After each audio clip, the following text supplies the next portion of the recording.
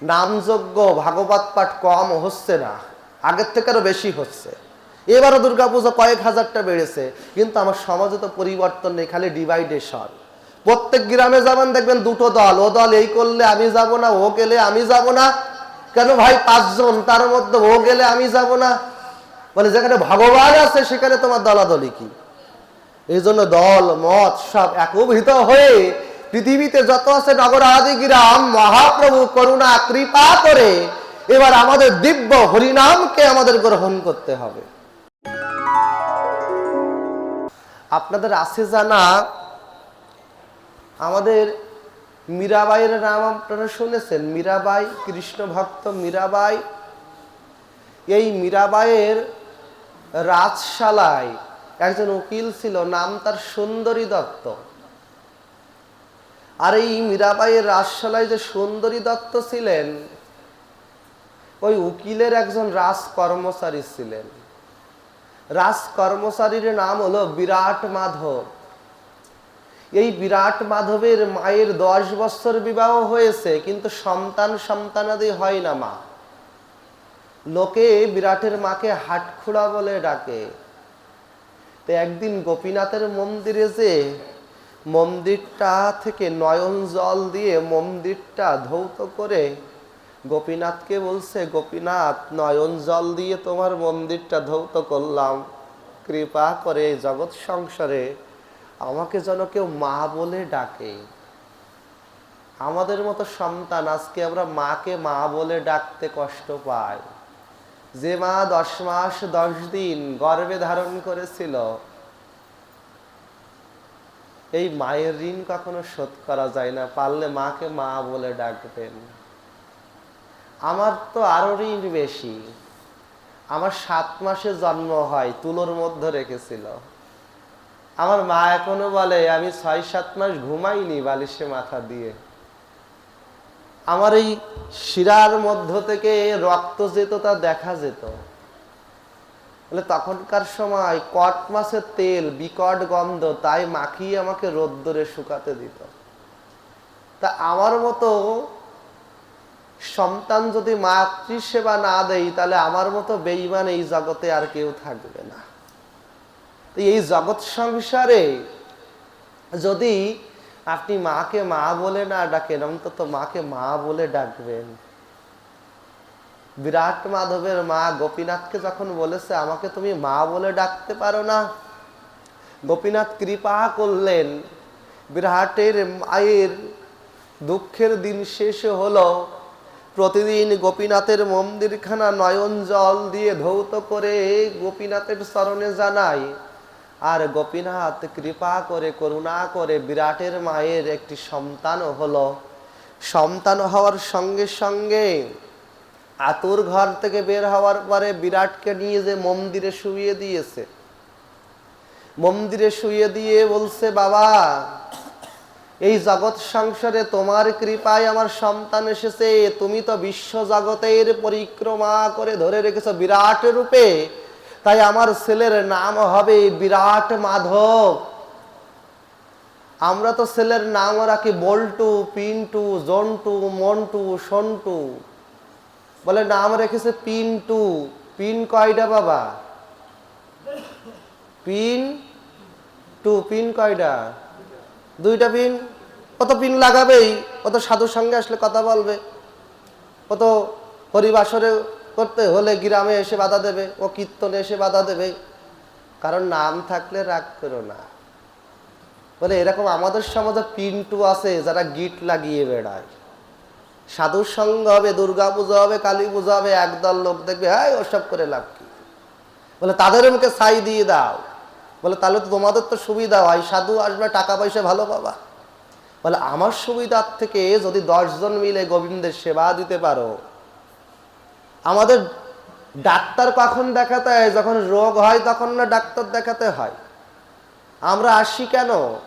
বলে এই সঙ্গটি 10 জন একসঙ্গে হয় না, কিন্তু পরমের কৃপায় সাধু হলো বার্তা বাহক, ওই বার্তাটাকেই বহন করে নিয়ে যায়। আজকে বিরাটের মা যখন বিরাট মাধব নাম রাখলেন, ভগবানের ঘরে যদি আপনি যান, আপনি মনে করবেন আপনার পুত্রের বিয়োগ হবে, কন্যার বিয়োগ হবে, পিতা মরে যাবে, মাতা মরে যাবে, ধন সম্পদ কাঙাল হয়ে যাবেন আপনি। এইটুকু জেনে আপনি ওই ঘরে প্রবেশ করতে হবে। বিরাটের মা যখন বিরাট মাধব নাম রাখলেন, ওমা ছেলেটা 6 মাস 7 মাস ঘুরতে না ঘুরতেই বিরাটের বাবা মারা গেল। তাহলে দুঃখের জীবন কি শেষ হলো? ভগবানের কাছে চাইলো সন্তান দাও, স্বামী নিয়ে গেল। বিরাটের মা আগে যেমন ভাবে সংসারে দিনাতিপাত করত, আজকে আর সংসারও চলে না বাবা, কোনো রকমে হাঁড়িটা জ্বলে না। বিরাটের মা মানুষের বাড়ি কাজ করে, কোনো রকমে কাজ করে কতটুকু চাল ডাল পেয়ে বিরাটকে মানুষ করেছে। বিরাটকে যখন মানুষ করলেন, বিরাট কোনো রকমে পাশ ঠাস করে বিরাট মাধব ওই সুন্দরী দত্ত উকিলের রাজ কর্মচারী হয়েছে মৌহুরি। মৌহুরির কাজ কি? উকিলগুলোকে ওই উকালতি নামায় কেসগুলোকে লিপিবদ্ধ করা। কোথা থেকে কে চুরি করলো, কে ডাকাতি করলো, কে খুন করলো, আবার কিছু জমি জায়গা বিভিন্ন ধরনের কেস আছে, তাহলে কেসগুলো লিপিবদ্ধ করা। এই বিরাটের মার মনে অনেক স্বাদ, এতদিন বিরাট মাধব বড় হয়নি। বিরাটের মা মনে মনে চিন্তা করলেন, আমার যদি ছেলেটা বড় হলে ওই অর্থ টাকা পয়সা দিয়ে গোবিন্দের নামে ওর পিতার উদ্দেশ্যে বৈষ্ণব সেবা দিতে পারতাম, গীতা যজ্ঞ করবে।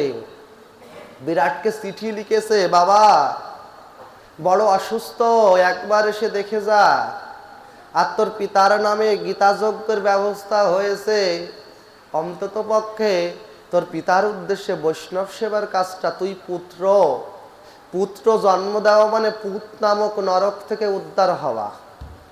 সেই পুত্র যদি পিতামাতার শ্রাদ্ধ কার্য না করে, বলেন এই জগতে পুত্র কয় প্রকারের হয়? 5 প্রকারের পুত্র: ঋণজাত, শত্রুজাত, মিত্রজাত, সুসন্তান আর উদাসীন পুত্র। শত্রুজাত পুত্র কেমন? দেখবে পিতা পুত্রের সঙ্গে শত্রু সম্পন্ন। ল্যাপটপ কিনে দেওয়ার টাকা চেয়েছি, দেয়নি, এসে পুত্রর সঙ্গে পিতা বিশাল ঝগড়া, মারামারি হয়ে গিয়েছে, ছুরি চালিয়ে দিয়েছে, এখন হচ্ছে সমাজে। বলে ওই হলো শত্রুজাত, আগের জন্মে শত্রু ছিল, এই জন্মে বলি না দেখে নেব। বলে পরের জন্মে সে যদি পুত্র রূপে আসে, ওই পুত্র হলো শত্রুজাত পুত্র। এই জগৎ সংসারে মিত্রজাত পুত্র, আজকে বন্ধু আগত জন্মে যদি পুত্র রূপে আসে, তিনি হলো আমার মিত্রজাত সন্তান। এই জগৎ সংসারে ঋণজাত সন্তান, পিতামাতাকে কারোর উপরে আমি টাকা ঋণ আছি, এই জগতে ঋণ শোধ করতে পারলাম না, আগত জন্মে যদি আবার এসে ওই ঋণ শোধ করি, তখন আমি হলাম ঋণজাত সন্তান। আর সুসন্তান কেমন? বলে সুসন্তান হলো পিতামাতা দেহ রাখবে, তার শ্রাদ্ধ আদি কার্য করবে, কিন্তু পিতামাতাকে উদ্ধার করতে পারবে না। ভালো সন্তান, তিনি সামাজিক কার্য করছে, তিনি পিতামাতার সেবা করবে, কিন্তু পিতামাতাকে নিত্য গোলক বৃন্দাবনে উদ্ধার করতে পারবে না। তিনি হচ্ছে সুসন্তান, পিতামাতার কথা মতো যিনি চলেন। আর উদাসীন সন্তান কেমন? যিনি পিতামাতার কথা মেনে চলবেন, কৃষ্ণ ভক্তি অনুশীলন করবেন। কৃষ্ণ ভক্ত সন্তানই হলো উদাসীন সন্তান, যিনি তার পিতা মাতাকে নিত্য গোলক বৃন্দাবন গোবিন্দ চরণে নিয়ে যাওয়ার ক্ষমতা রয়েছে। এই 5 প্রকারের সন্তান এই জগতে আছে। তো যে সন্তান বলে পিতামাতার অহৈত কি করুণার বলে সন্তান সুসন্তান হয়, উদাসীন সন্তান হয়। বলে আপনার সন্তান যখন গর্ভে ছিল তখন তো আপনি কোনো কর্মই করেনি, সুভদ্রা তো মাতৃগর্ভে থেকে ওই যে অভিমন্যু তিনি চক্রবহ ঢোকবার বিদ্যাটি শিখে গেলেন শুধুমাত্র এই মাতৃ জঠরেই মায়ের কর্ণ থেকে শ্রবণ করে। বলে এই জগৎ সংসারে আমার গর্ভে যখন কোনো সন্তান থাকে মাতৃ জঠরে, আমরা মনে করি মন্দিরে যাব না, কৃষ্ণ দর্শন করব না, কৃষ্ণ কালো, আমার ছেলে যদি কালো হয়। আবার অনেকে ডাক্তারের কাছে যায়, মা ছেলে মেয়ে পরিষ্কার হবে, ওই কাজু বাদাম খাও, কাঠবাদাম খাও, কত ধরনের ঔষধ দিল, কিন্তু জন্মানোর পরে দেখা গেল ছেলে বা মেয়েটি আবার কালোই হলো। বলে এই সংসারে কালো আর ধলো কোটা কোনো বিচার্য নয়, কৃষ্ণ ভক্ত হলো কিনা, ভক্ত হলো কিনা এটাই আপনি বিচার করবেন। ওই বিরাট মাধবের মাও বিরাটকে বলেছে, বাবা প্রতিদিন অন্তত গীতা পাঠ করবি, প্রতিদিন অন্তত গীতায় ফুল তুলসী দিয়ে প্রণাম করে একটি শ্লোক পাঠ করে পড়ে তারপর তুই তোর চাকরিশালায় যাবি। আমাদের সমাজে এটি বড়, আজকে আমাদের সমাজের বাবাজিরা মনে করে যে পূজা খালি মায়েরাই করবে, বাবাদের কোনো কর্তব্য নেই। পূজা মানে শুধু ওই ভোগ নিবেদন নয়। এক সাধু বাবা ওই 2 ইঞ্চি গিলাসে এক গিলাস জল দিয়ে একটা পাতা দিয়ে বলছে, এসো আমার 64 মহন্ত, এসো দ্বাদশ গোপাল। এক চোর চুরি করে পাশ দিয়ে যাচ্ছে, মনে মনে বলছে, হ্যাঁ সাধু হয়েছে, ওই 2 ইঞ্চি এক গিলাস জল দিয়ে ডাকছে 64 মহন্ত। একজনের খাওয়া হয় না, 64 জন খাবে কেমন করে? বলে ভাতখানা তো যদি ভালো না হয় 64 গিলাস জল দিলেও ভগবান খাবে না। এজন্য বাবারা যখন কর্মে যান, কাজে যান, অন্তত স্নান করে একটু আহ্নিক করে ভগবানের চরণে প্রণাম করে চলে যান। ভোগ দিলেন আর না দিলেন ওটা কোনো বিচার্য বিষয় নয়। পূজা মানে শুধু ওই প্লেটের উপরে কয়েক দানা চিনি দেওয়া না। মাঝে মধ্যে বলি আমি পাঠে যে আমরা ওই প্লেটের উপরে চিনি দেই আর ভগবান কৃপা করে তোর আরো বেশি দেহের মধ্যে চিনি হোক, ডায়াবেটিসে জ্বলে পুড়ে মরে যাচ্ছে, ওষুধ গিলে গিলে মরতেছে। চিনি নকুল দানা বাতাসা যত দেব তত ওই ভগবান কি বলছে, যা আমাকে দেবে তার 10 গুণ করে ফেরত দেব, আজ দি আর কাল দি আর বৈতরণীর পার ঘাটাই দি। যত চিনি দিবা ওই 15 দিন 1 মাসের আগের চিনি, তার মধ্যে আবার পিঁপড়ায় মরে ঠরে যায়, আবার জল হয়ে যায়, তাই দিয়ে তুলসী পাতা কোন রকমের দিয়ে একটা নমস্কার দিয়ে থাক আমার পূজা হয়ে গেছে। বলে সময় নেই, ওটাও দরকার নেই, ভক্তি ভরে বাইর থেকে প্রণাম করো, তাতেও তোমার পূজা হয়ে যাবে। কিন্তু সেটা যেন নিত্য করো, সেটা যেন তোমার করতে কখনো ভুল না হয়। আমরা মনে করি ভগবানের সামনে ওই প্লেট গিলাস পাতিয়ে দিয়ে কত রকমের ব্যঞ্জন সাজিয়ে দেওয়াই হলো পূজা। পূজা মানে আর একবার আপনি সুযোগ পেয়েছেন, অনেক পাপ আপনার অর্জিত হয়েছে, ওই পাপ থেকে মুক্ত হওয়ার আর একটি প্রয়াস আপনি পেয়েছেন। অনেক সময় দেখা যায় না, কোনো ফুটবল খেলায় কি করে, ওই যে আমি ভালো অত বুঝি না, লাল কার্ড হলুদ কার্ড দেখালে কি হয়, ও আর খেলতেই পারে না, তাই না? লাল কার্ড দেখালে রাধে রাধে, আর হলুদ কার্ড দেখালে ওই ম্যাচ খেলতে পারে না, তাই তো? তা বলছে আপনি যদি ভগবানের পূজা করেন, আর একবার আপনি সুযোগ পেল, ভগবান আপনাকে লাল কার্ড দেখাতো, এখন আর লাল কার্ড দেখাবে না, এখন ওই হোয়াইট কার্ড দেখিয়ে আপনার সেবাটি তিনি গ্রহণ করবেন। বলে এই যে সেবার মনোভাব, এই পূজাটি নিত্য নিত্য নিত্য নিত্য সেবার অংশগ্রহণ করাই হলো ভক্তের কুঞ্জ স্বভাব। তাই তো আজকে বিরাটের মা বিরাটকে যখন বলেছে, বিরাট সকালবেলা উঠে ওই গীতা ভগবানকে পূজা করে, আর আমাদের অনেক গৃহে গীতাকে পূজা করতে করতে গীতার 30টা ছিঁড়ে গিয়েছে, তারপরে ওর পরে ফুল জল দিচ্ছি। বলে ফুল জল গীতাকে পূজা যদি করতে হয়, ওই জ্ঞানটি যতদিন পর্যন্ত আপনি গ্রহণ না করতে পারবেন তাহলে আপনার পূজা হবে না। যদি কেউ পড়তে না পারেন, অন্তত গীতা গীতা গীতা উচ্চারণ করুন, তাহলে ত্যাগী হওয়া যাবে। মরা মরা উচ্চারণ করে যদি রত্নাকরদস্যু বাল্মীকি হতে পারে, আপনি গীতা গীতা উচ্চারণ করলে আপনার মঙ্গল হয়ে নিতাই গৌর হরি বল বলে আপনি এই জগৎ সংসারে পরম কৃষ্ণ সেই ভগবানের চরণে যেতে পারবেন। এই জন্য যারা অন্তত পড়তে পারেন গীতাটা পড়ুন। অন্তত সকলের পড়ার টেবিলে যারা স্টুডেন্ট আছেন তাদের পড়ার টেবিলে শ্রীমদ্ ভগবদ গীতার ৩৫ নম্বর শ্লোক, স্বধর্মে নিধনং শ্রেয় পরধর্ম ভয়াবহ। আমার ধর্মটা, সমাজটাকে যদি আমি রক্ষা না করতে পারি, এই সমাজটি কেউ রক্ষা করতে পারবে না। মহাপ্রভু বলেছিল পৃথিবীতে যত আছে নগরাদি গ্রাম সর্বত্রই প্রচারিত হবে মোর এই দিব্য নাম। তাই তো সক্রেটিসের সেই ভাষায় বলছে নো দাইসেল, তুমি নিজেকে জানো। ডক্টর মহানম্রতজি তিনি গীতার ধ্যান বইয়ে লিখলেন ইউ কন্ট্রোল ইউর সেলফ, তুমি নিজেকে কন্ট্রোল করো। Then you control your family, তুমি তোমার পরিবারকে পরিবর্তন করো, কন্ট্রোল করো। Then your society, control your society, তুমি তোমার সমাজকে পরিবর্তন করো। Then you control your country, তুমি তোমার দেশকে পরিবর্তন করো। তাহলে মহাপ্রভুর ওই কথা, তুমি জাগলে পরিবার জাগবে, পরিবার জাগলে সমাজ জাগবে, সমাজ জাগলে দেশ জাগবে। সারাক্ষণ সর্বক্ষণ নিতাই গৌরের আনা হরিনাম খানা প্রতি ঘরে ঘরে আলোকিত করে প্রেমানন্দে সবাই হরে কৃষ্ণ কৃষ্ণ কৃষ্ণ হরে হরে, হরে রাম রাম রাম হরে হরে। এই জগৎ সংসারে কৃষ্ণ ভক্তি প্রেম গাথামালা প্রত্যেকের হৃদয় মন্দিরে উদ্দীপিত হবে। আপনার সন্তানকে আপনি রক্ষা করবেন, বলুন রাখবেন তো? মায়েরা বলবেন, আপনার মেয়েদেরকে বলবেন যে মা অন্যদিকে পথ বাড়াতে গেলে, পা বাড়াতে গেলে অন্তত আমার মুখটার কথা মনে পড়িস, আমার যেন মুখে চুনকানি না লাগে। শাস্ত্র গীতা ভগবান বললেন ধায়তে বিষয়ং পুংস সঙ্গতেই সুপজায়তে সংজায়ত কাম কাম ক্রোধ অভিজায়তে।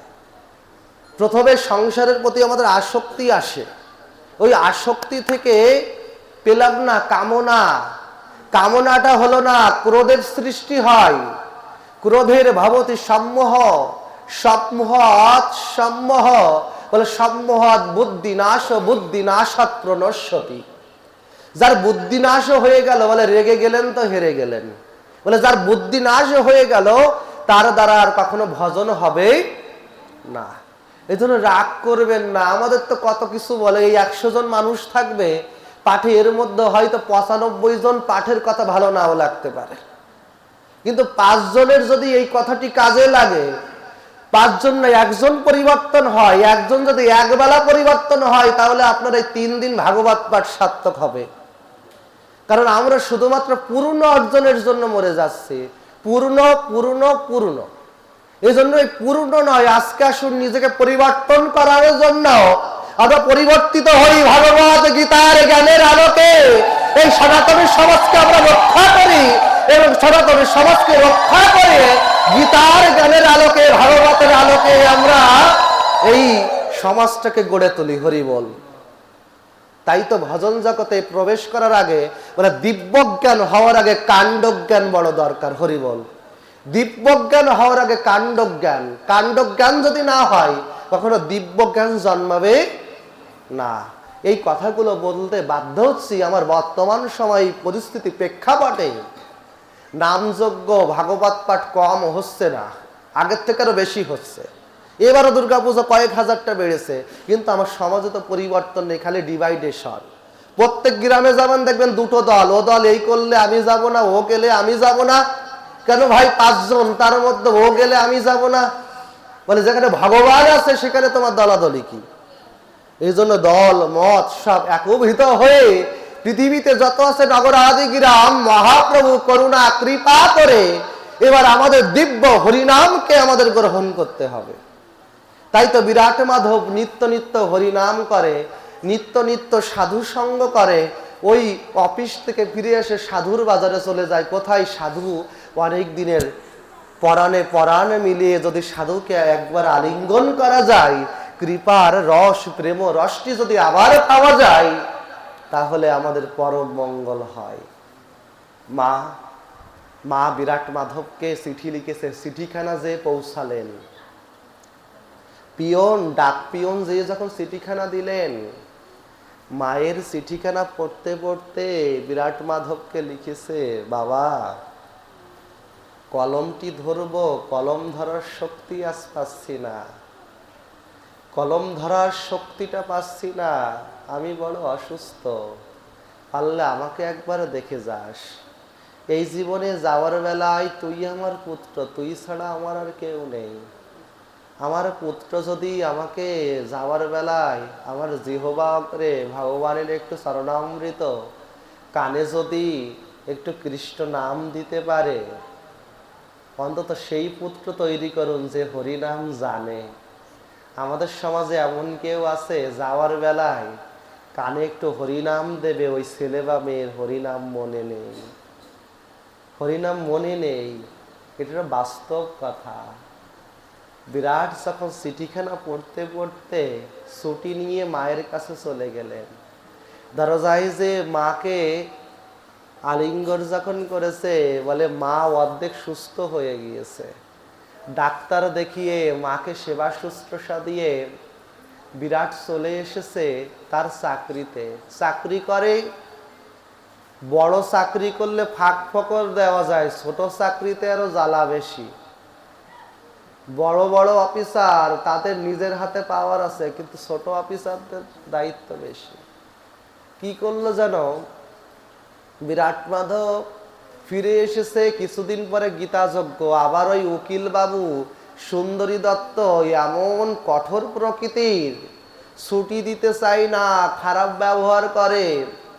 আর প্রতিনিয়ত বিরাট গোবিন্দকে জানাই, গোবিন্দ এই জগৎ সংসারে আমার ঘরে একটা মাত্র মা আছে, আমার যদি এই চাকরিটা চলে যায়, আমার তোমার সেবাটাও বন্ধ হয়ে যাবে, আমার মায়ের সেবাটিও বন্ধ হয়ে যাবে। আজকে বিরাট মাধব যখন ওই মায়ের সেবা বন্ধ হয়ে যাবে, ওমা গীতাযজ্ঞ আর 3টা দিন মাত্র বাকি। প্রতিদিন আবেদনপত্র লেখে, জনাবের কাছে আবেদনপত্র লেখে, মহাশয়ের কাছে আবেদনপত্র লেখে, কিন্তু আবেদনপত্রখানা নিয়ে যে ওই সুন্দরী দত্ত উকিলের ভাব দেখে আবার আবেদনপত্রখানা ফিরিয়ে নিয়ে আসে। এমন কঠোর এবং খারাপ ব্যবহার করে, আবেদনপত্রখানা আর জমা দেয় না।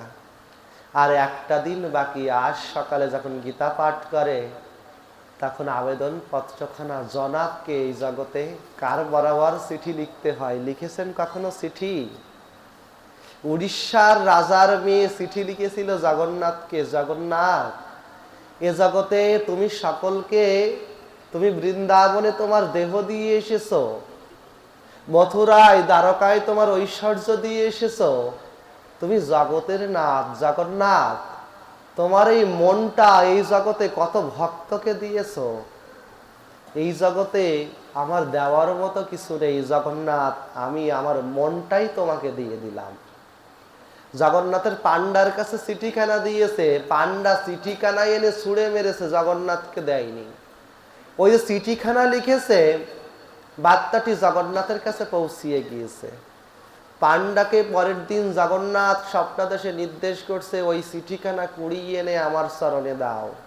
পান্ডা মনে মনে চিন্তা করলো, চিঠিখানা খুলে দেখলো আর কিছু নয় প্রভু, দেওয়ার মতো কিছু নেই, মনটাই তোমার চরণ পদ্মে অর্পণ করে গেলাম। এই হলো ভক্ত। আজকে বিরাট মাধব চিঠি লিখছে, ভগবানের কাছে চিঠি লেখা। আমরা যেমন জাগতিক কি করি, কাগজ কলম ব্যবহার করি না মা, রাধে রাধে। আর ভগবানের কাছে কোনটিতে চিঠি লিখতে হয়? ভগবানের কাগজ হলো এই তুলসী পত্র, আর ভগবানের লেখার কালি হলো তোমার দেহের মধ্যে। ওই দেহ কালি কখন বের হয়? আগে একরকম কলম ছিল, কালি ভরে তারপরে লিখতে হতো, এখনো আছে ওই কলমটা। তাই এই দেহের কালি যদি, প্রেম যদি শেষ হয়ে যায়, ওই কলমের কালি শেষ হয়ে গেলে কলম থেকে যেমন দাগ পড়ে না, তেমন এই দেহে থেকে কৃষ্ণ নামের প্রেম যদি শেষ হয়ে যায়, তখন তোমার এই নয়নের জল রূপ কালি দিয়ে আর তুলসী পত্রে লেখা হবে না।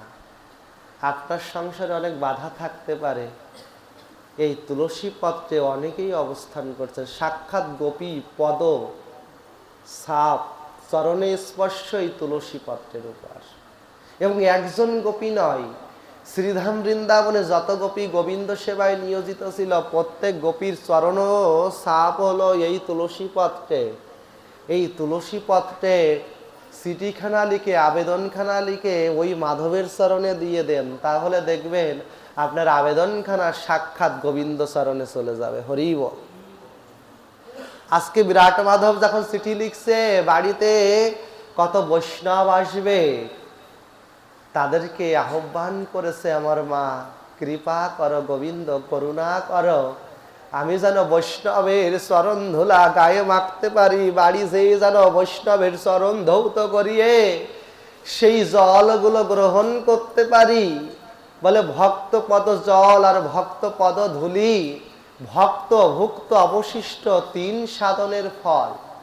বলে ভক্ত চরণ ধুলি, আমাদের বাড়িতে তো ভক্ত চরণ ধুলি পাওয়া যায় না। হরি বল। আমাদের বাড়িতে ভক্ত চরণ ধুলি পাওয়া যায় না, পাওয়া যায় হচ্ছে হাঁসের বিষ্ঠা, মুরগির বিষ্ঠা। বলে সনাতন সমাজের বাড়িতে এখন হাঁস মুরগি এমন কারখানা করে ফেলেছি, ছাগল পালন করি যাতে আমার ভজন নষ্ট হয়। বলে পারলে দুটো কিনে খাও। এখনো লালসা যেহেতু শেষ হচ্ছে না, বাড়িটাকে এমন করে রেখো না যে বাড়িতে বৈষ্ণব ভগবান এসে পদ ধুলা দেয় না। আপনার কি মনে হয় শুধু আমার মতো যারা তিলক মালা করে এসেছে তারাই বৈষ্ণব নামে খ্যাত হয়েছে? এই জগতে কত বৈষ্ণব আছে নিত্য নিত্য আপনার বাড়িতে বেড়াতে আসে, কত পশু আছে, কত পাখি আছে। শ্রীধাম বৃন্দাবনে সুখ সারি পাখি। উদ্ধব মহারাজ যখন বৃন্দাবনে গিয়েছিল, সারি পাখি সুখকে ডেকে ডেকে বলেছিল, দেখো সুখ, বৃন্দাবনে কৃষ্ণ এসেছে।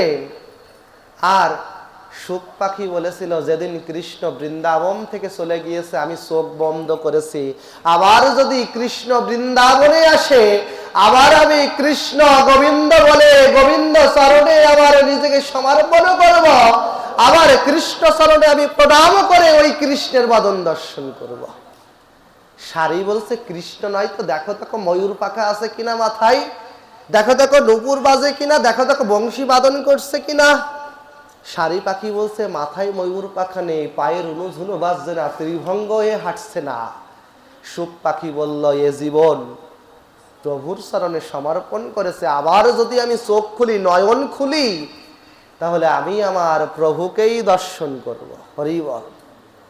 সেই সুখ পাখি যে উদ্ধব বৃন্দাবনে যেতে চাইনি, যে উদ্ধব সাক্ষাৎ দেবগুরু বৃহস্পতির শিষ্য, সাক্ষাৎ উগ্রসেন রাজার প্রধানমন্ত্রী, যে উদ্ধব মথুরার পণ্ডিত, সেই উদ্ধব বৃন্দাবনে যে বললেন এক পাখির এত ভক্তি, পাখির তো চরণ পাবো না, পাখির মলমূত্র গুলোকে গায়ে মাখলেন। হরি বল।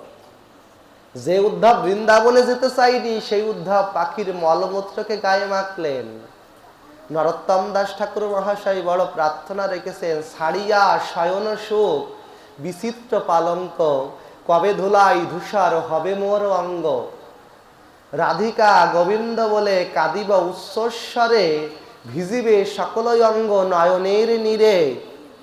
বিপনে বিনোদ খেলা, সঙ্গে রাখালের মেলা, তাদেরও সঙ্গ মাখিব গো, এ দেহ অন্তিম কালে রাখিবে যমুনার জলে। হা রাধে গোবিন্দ বলে ভাসিব গো, বলব রাধে রাধে, বলব রাধে রাধে, রাধে রাধে, রাধে রাধে। বলে যেদিন যমুনার জলে এই দেহখানা রাখবে, সেদিন যেন একবার কৃষ্ণ বলে ডাকতে পারি, সেদিন যেন একবার কৃষ্ণ বলে ভাসতে পারি। কারণ মহাপ্রভু বললেন, সে তো দর্প মার্জনাম ভব মহাদাবায়গ্নি নির্বাপনাম। সে তো মানে মন, আয়না দেখেছো, আয়নাতে দর্পণে যদি ময়লা পড়ে মুখ দেখা যায়। বলে সে এই হৃদয় দর্পণে যদি ময়লা পড়ে যায়, আপনার ওই হৃদয়ে কোনোদিন প্রেম ভক্তি হবে না।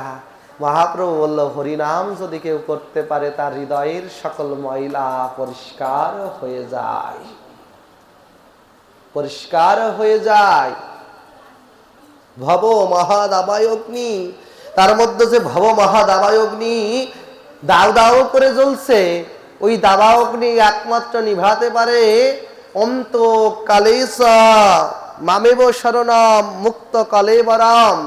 যদি অন্তকালে যাওয়ার বেলায় যদি ইয়ত প্রেয়সী ইয়ত ভাব, যদি ভগবানের ভাবটা গ্রহণ করে, হরিবল, ভগবানের ভাবটা যদি কেউ গ্রহণ করে, মুক্ত কলেবার যদি কৃষ্ণ কৃষ্ণ গোবিন্দ গোবিন্দ বলে আমরা মরতে পারি, ভগবান আমাদের এই কলেবারটা মুক্ত করে দেবেন।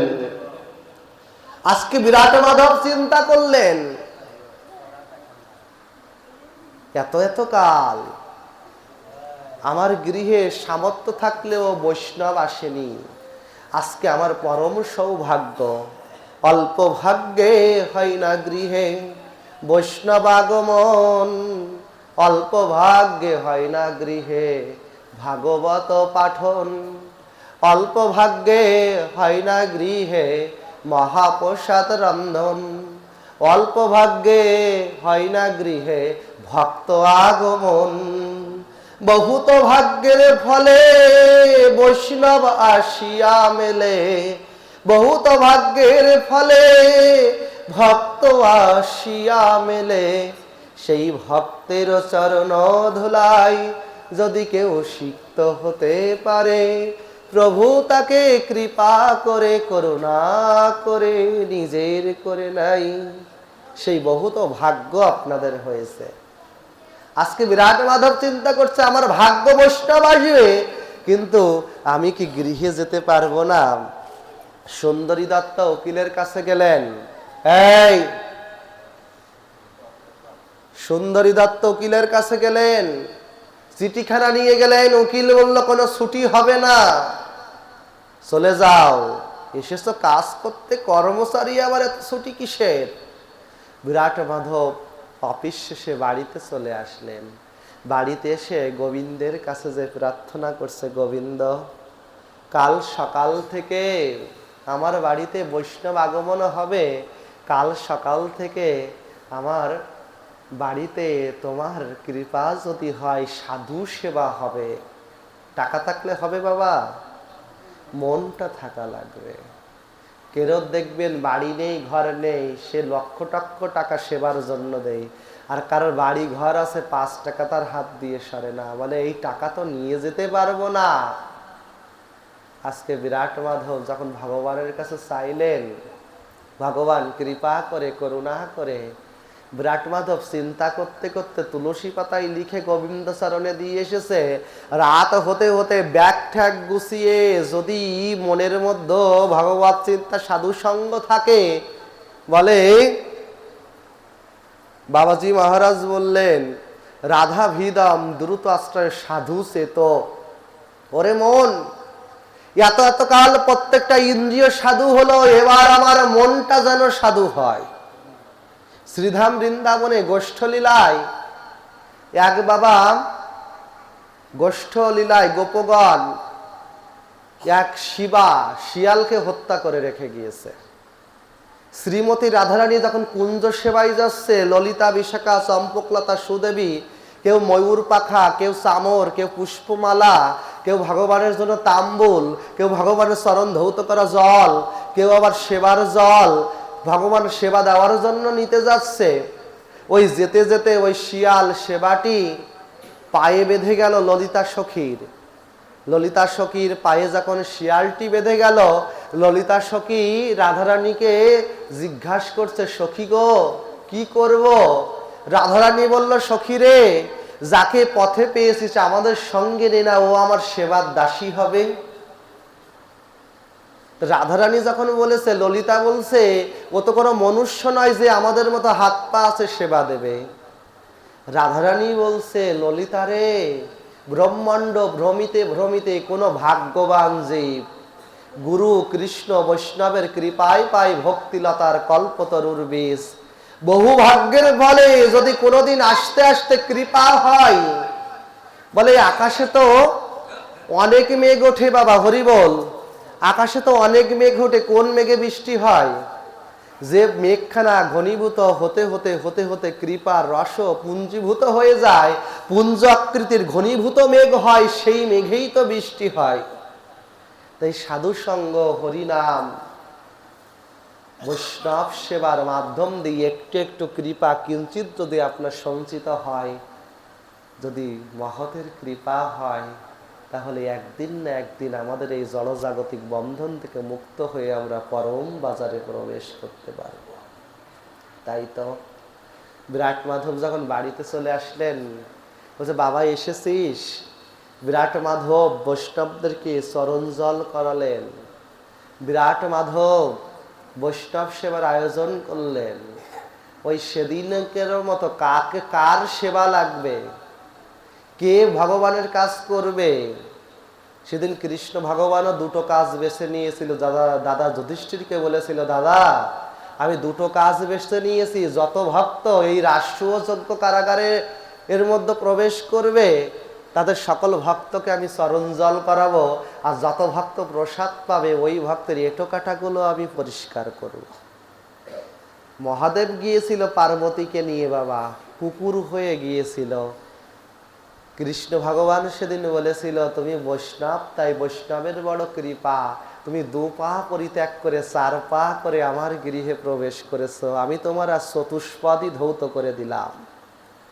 তাই তো অদ্বৈত গোসাই বললেন, আবার যদি আসি প্রভু, 3 বাঞ্ছা প্রকাশী শচী গর্ভে প্রকাশ নিল শচীর নন্দন গৌর হরি। 3টি বাঞ্ছা, একটা রাধাভাব অঙ্গীকার করেছে, আর রাধাভাব অঙ্গীকার করার পরে কৃষ্ণ নাম প্রচার করলেন, আর একটি হলো কৃষ্ণের জন্য রাধারানী কেঁদেছে, এ জগতে প্রেম দিয়ে কাঁদিয়া জগৎকে উদ্ধার করব। এই 3 বাঞ্ছা পূর্ণ করার জন্য শশী গর্ভে প্রকাশ করলেন। তাই অদ্বৈত গোসাই বলছে, প্রভু আবার যদি আমি আসি, প্রভু নদিয়ায়, নবদ্বীপে, শান্তিপুরে আমাকে কৃপা করো। এতদিন তো ভয়ঙ্কর মূর্তি প্রলয়ঙ্করী শিব ঠাকুর রূপে এসেছে, কলিতে যদি আসি প্রভু, আমি আসব অদ্বৈত রূপে, আর যেদিন নয়ন জলে তুলসী পত্র দিয়ে হা গৌর বলে ডাকবো, তুমি এসো একবার এই কলিযুগের কলিযুগ পাবন অবতার হয়ে, তুমি এসো একবার প্রভু এই পতিত জীবকে উদ্ধার করবার জন্য এসো একবার। তাই তো গৌর হরির কৃপা, এই সাধু সঙ্গের কৃপা, অন্য যুগে যাগ যজ্ঞ, এই যুগে যে হরিনাম যজ্ঞ, বড় মহতের কৃপা। আজকে ওই যে শিবা শিয়ালটি যে রাধারানী ললিতা সখী রাধারানী চরণ ধুলা নিয়ে শিয়ালটির মস্তকে দিয়েছিল, শিয়ালটি জীবিত হয়ে রাধা রাধা রাধা বলে আবার যখন উঠে দাঁড়ালেন, রাধারানী তাকে সেবা কুঞ্জে প্রকাশ করালেন। একটা গোপন কথা বলে দিয়ে যায়, বাংলাদেশের জজ ব্যারিস্টার বৃন্দাবনে সাধু হয় কেন জানো? ওই যে রাধাকুণ্ডে শিবাটি পুড়েছিল, ওইখানে একটি শ্মশান হয়েছে, নাম হলো শিবাখোড়া, রাধাকুণ্ডের শ্মশান। আপনাদের বাড়ি জিজ্ঞাসা করলে কোথায় বলেন? ভাসানচর। আপনার আমার কোনো বাড়ি আছে? এই জীবাত্মার বাড়ি হলো নিত্য গোলক বৃন্দাবন, আর আপনার এই দেহের বাড়ি কোথায়? আপনার দেহের বাড়ি হলো আপনাকে কোন শ্মশানে নিয়ে রাখা হবে।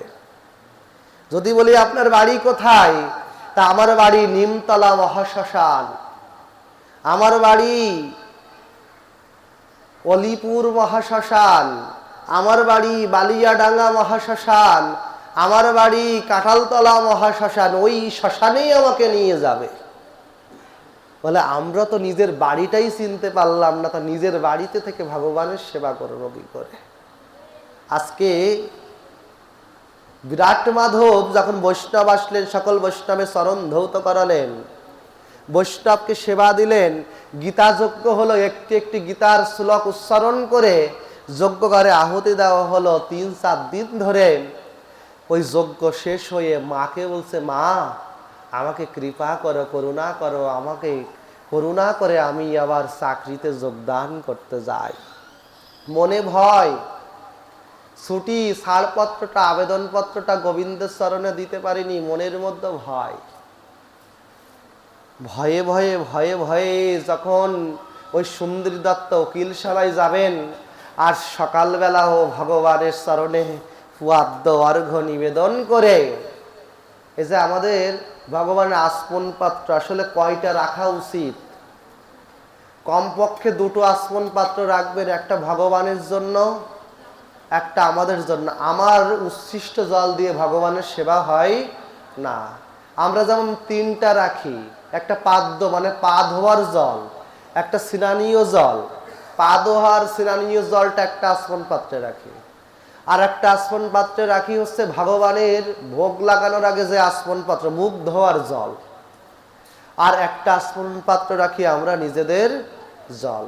আসমন পাত্র যেটা আমাদের জন্য সেটা তুলসী পত্র দেবেন না, কারণ তুলসী পত্র দিলেই সেটা প্রসাদী হয়ে যায়, এবং প্রসাদী জল দিয়ে কখনো মুখ ধৌত হলে যাই স্পর্শ করা হবে না কেন তাই প্রসাদ হয়ে যায়। এই জন্য ওখানে পুষ্প দিবেন, মালতী পুষ্প বা কোনো পুষ্প। আর আসমন পাত্র ভগবানেরটাই অবশ্যই তুলসী পত্র দিতে হবে। হরিবল। এই আসমন পাত্র আসমন আদি করতে হয়, আসমন না করলে আমরা দেহ শুদ্ধ না করলে শুদ্ধ হই না। স্নান করলে, সনাতন শাস্ত্র বললে স্নান করলে আমাদের পরিপূর্ণ শুদ্ধতা আসে। এখানে যেমন আমরা ধূলি স্নান করছি, ভাগবত কথা শ্রবণ করছি, এটি ভাগবত কথামৃত স্নান। স্নান বিভিন্ন রকমের আছে।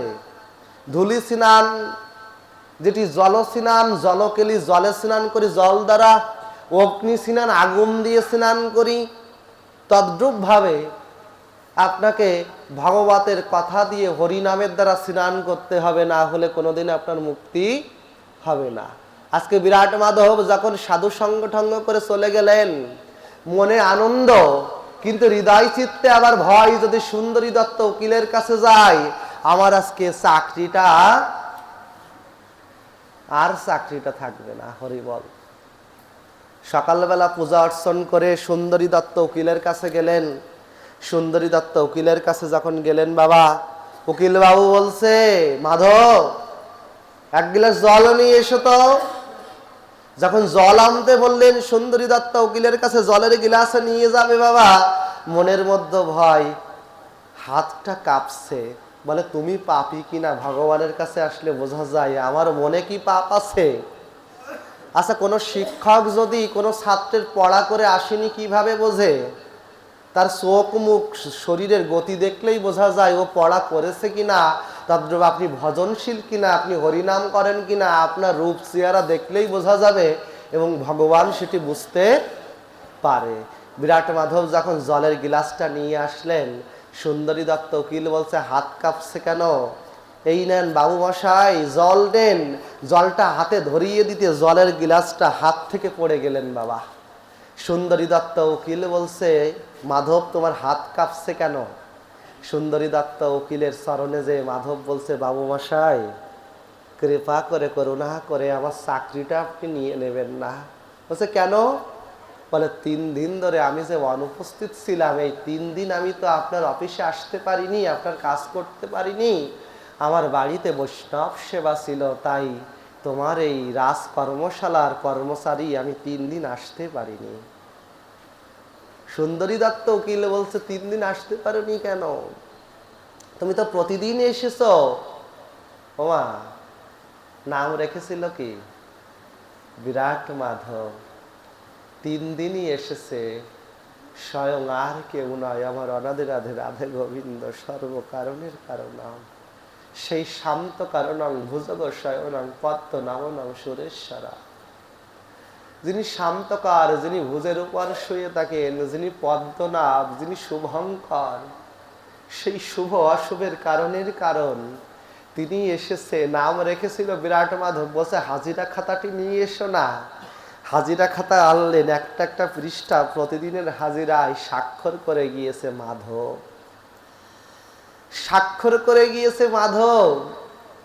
সুন্দরী দত্ত উকিল বলছে, সত্য করে বলো তুমি আসনি তো, এই স্বাক্ষর কে করলো? সুন্দরী দত্ত উকিল তখন বলছে, বাবু স্বাক্ষর কে করেছে বলবো আমি? আপনি তো বিশ্বাস করবেন না, আপনি তো কখনো মন্দিরে যান না, আপনি কখনো সাধুর সঙ্গে যান না।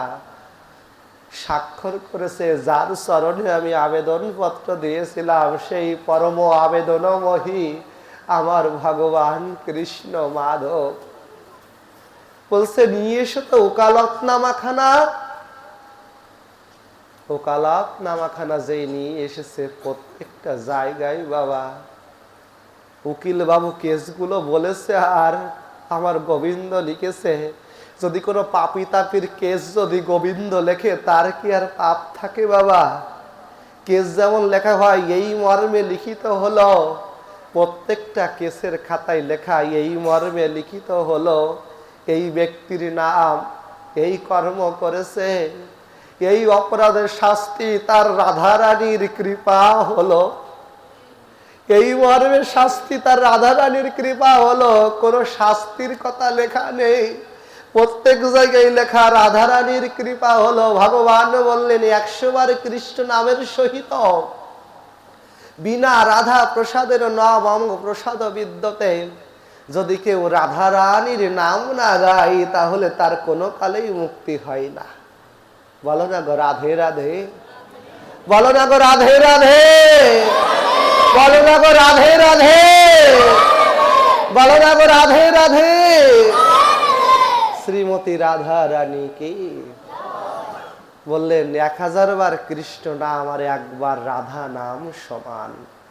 রাস শব্দের উচ্চারিত ভক্ত স্ফূর্তিও যখন রা উচ্চারণ করি, ভগবান আমার পাশে এসে দাঁড়ায়, আর ধা শব্দে ধাপিত হয়। যখন রাধা রাধা রাধা রাধা রাধা বলি, রা বললে ভগবান আমার পাশে আসে, আর ধা বললে ভগবান ওই ভক্তের পিছন পিছন ধাপিত হয়ে যায়। আর সুন্দরী দত্ত উকিলের কলকনামায় প্রত্যেকটা জায়গায় এই ভক্তের রাধারানীর কৃপা হলো, এই ভক্তের রাধারানীর কৃপা হলো। কিছু কিছু কেস মুছে গিয়েছে, রাধা রাধা হয়ে গেল। সুন্দরী দত্ত উকিল বাবা বলছে, মাধব সত্য করে বল কে এসেছিল?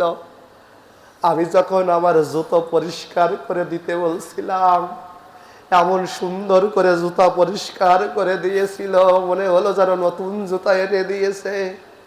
আমি যখন জলের গ্লাস আমাকে দিতে বলছিলাম, যেন অমৃত সুধার ভান্ডার জল আমাকে এনে দিয়েছিল। আমি যখন আমার পাটা টিপে দিতে বলছিলাম, আমাকে ভগবান তোর মানব এমন ভাবে পা টিপে দিয়েছিল যেন বৃন্দাবনের কোন রাধা কুণ্ডের তটে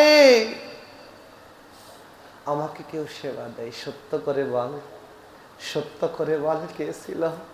সত্য করে বল। আমি বলতে পারবো না কে ছিল, তুমি জানো। যার কেস তুমি লিখেছো তাদেরকে খবর নাও। ও মা, যার যার কেস ভগবান লিখে গিয়েছে প্রত্যেকেই ওই রাতের মধ্যে সাধু হয়ে গিয়েছে।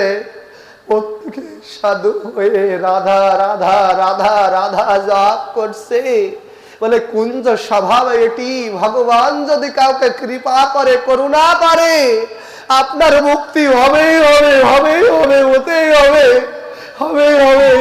কোনো কালে যার হয়নি এবার তার হবে, কোনো কালে যা হয়নি ভগবানের কৃপা থাকতে তাই হবে, হতেই হবে, হবেই হবে। হয়েছে অনেক। খোঁজ খবর নিয়ে এসে মাধব চাকরি ছেড়ে দিয়ে বাড়ি এসেছে, আর চাকরি করবে না। যে ভগবানের খেয়ে থাকি না খেয়ে থাকি, তুমি প্রভু এসেছো, আজ থেকে আমি তোমার দাস হয়ে গেলাম। ভক্তের ভাবনাটি এমন। ওমা, অনেক কঠিন কঠিন কথা বলি জানো, যদি আমার কথায় কিঞ্চিত যদি তোমাদের পরিবর্তন হয়। এই গ্রামে একজন কৃষ্ণ ভক্ত, প্রসারী ভক্ত নেই যে আমার গোবিন্দের সেবা দেবে। আপনাদের মধ্য থেকে কেউ একজন হন, আপনার চরণে ধরি, কেউ একজন আসুন, কেউ একজন আসুন আমার মাধবকে রক্ষা করার জন্য। কেউ একজন আসুন, নিত্য নিত্য সেবা আমরা দেয়, শুদ্ধ আচরণ করে কেউ একজন হয়তো আসুন। কেউ একজন সংকল্প করুন যেন মাধবের সেবাটি হয়। এই মন্দির প্রাঙ্গণটা এখন নববৃন্দাবন। কি হলো জানো, মাধব বাড়িতে এসেছে, আর সুন্দরী দত্ত আজকে সুরবোট কোট টাই ছেড়ে দিয়ে অঙ্গে মলিন বাসন পরে কাঁধে ভিক্ষার ঝুলি নিয়ে ভোর হতে হতে মাধবের আঙিনায় ডাকছে, মাধব রে, ও মাধব আয়, এতদিন কত বকেছি, আজ তোর ভগবানের চরণে আমাকে ঠাই দে, আমি তোর বাড়ির দাস হব। তুই এতদিন আমার কর্মচারী ছিলি, তুই এতদিন আমি তোকে বকেছি, আজ থেকে আমি তোর বাড়ির দাস হব, আমি তোর আন্ডারে চাকরি করব। যদি কেউ বৈষ্ণবের আন্ডারে চাকরি করতে পারে, বৈষ্ণবের কৃপায় করুণায় পরম পাওয়া হয়, সেই ভগবানের চরণ পদমে পাওয়া যায়। শুধু আসতে হবে, একেবারে এসো, একেবারে বাহু তুলে দাও, একেবারে এসো প্রভু, তোমার ভক্তদেরকে দেখে যাও, একেবারে এসো প্রভু। ওরে যাওয়ার বেলায় হয় কি না হয়,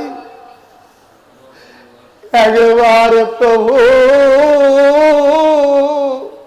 এসো গো, আমার মতো ভক্তের কৃপা করে করুণা করে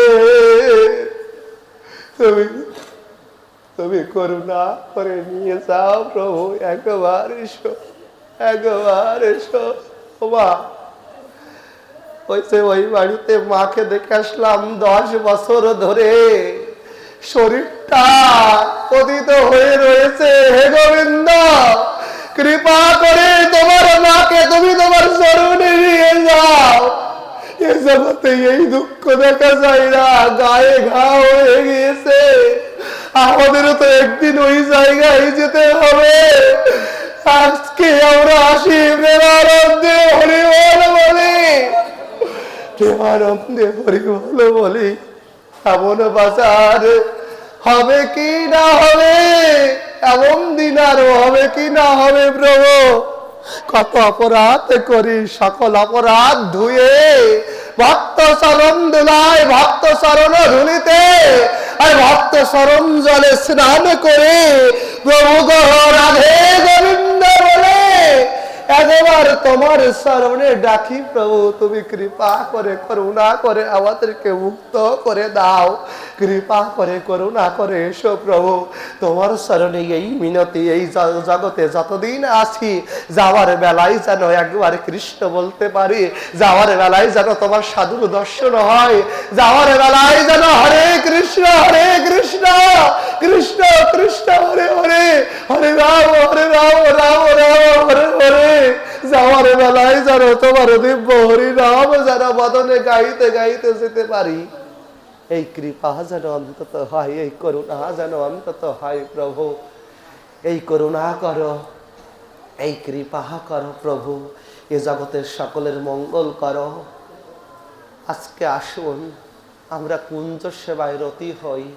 তাহলে শারদ পূর্ণিমা নিশীতে গোপীগণ যেমন ভগবানের পথ পেয়েছিল, ভগবান যদি কৃপা করে আমাদেরকে উদ্ধার করে রাধা ভিদাম দ্রুত আশ্রয় সাধু চেত, মনটাকে সাধু করে, ইন্দ্রিয়গুলোকে সাধু করে আমাদেরও যেন মুক্তি হয়।